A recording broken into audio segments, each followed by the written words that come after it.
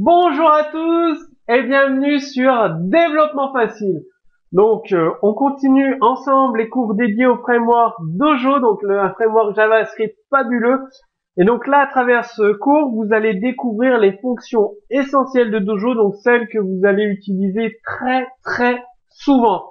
Donc, vous avez digiconfig qui permet de configurer le fonctionnement de Dojo. Donc, je vous donne pas toutes les options de digiconfig, je vous donne seulement les options que vous allez utiliser le plus souvent. Donc, isDebug, c'est un booléen que vous mettez à true ou false pour activer les outils de débugage avec l'extension Firebug qui est disponible sous Firefox, Google Chrome et Internet Explorer. Et base URL, ça définit le chemin d'accès racine du framework Dojo. Donc, par exemple, JS/Dojo. Il y a d'autres options. Mais bon, je vous donne les deux que vous allez utiliser très souvent. Donc, isDebug, pensez à le mettre à false quand votre site est en production, enfin, sur Internet. Vous pouvez le mettre à true pendant les moments où vous le faites évoluer, où vous avez besoin des outils de debug, justement, de Firebug. Donc, pour configurer Dojo, vous avez deux solutions. Soit vous le faites, comme vous voyez à l'écran, à travers les balises script directement en attribut de la balise script digiconfig parse onload true isDebug true, ou alors vous créez un objet var digiconfig égale parse onload true isDebug true local en-us. Tout simplement, à vous de voir. En principe, on utilise directement via l'attribut de la balise script, c'est beaucoup plus rapide à écrire. Après, il y en a d'autres qui préfèrent créer un objet. À vous de voir, c'est vous qui choisissez selon vos préférences.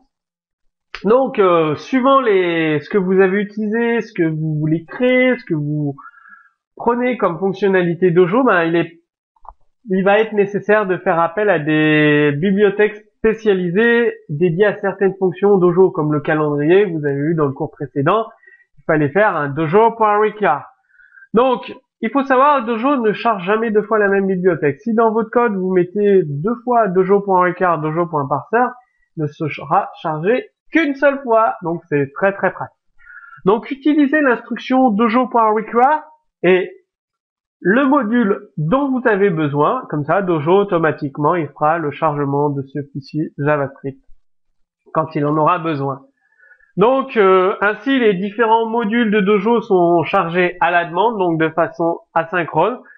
Donc, vaut mieux lancer votre script une fois que le DOM est prêt et surtout lorsque tous les appels dojo.require sont chargés. Donc, vous allez utiliser la fonction dojo.addDownload qui est justement là pour remédier à tous ces problèmes. C'est-à-dire, des fois, vous avez votre site internet en ligne et il y a des problèmes dans Internet qui peut couper, le chargement peut être coupé.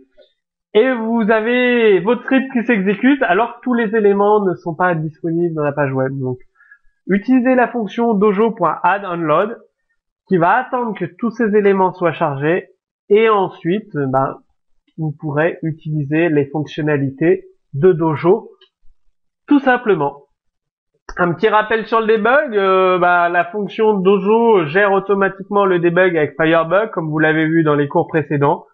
Donc, vous avez différents formats de messages que vous pouvez envoyer à la console Firebug, console.log, un message de log, console.debug, un message de debug, console.info, un message informatif, console.warn, un message de warning, attention, et console.error, un message d'erreur, tout simplement. C'est-à-dire, les messages vont apparaître différemment dans la console Firebug avec une couleur et une icône différentes.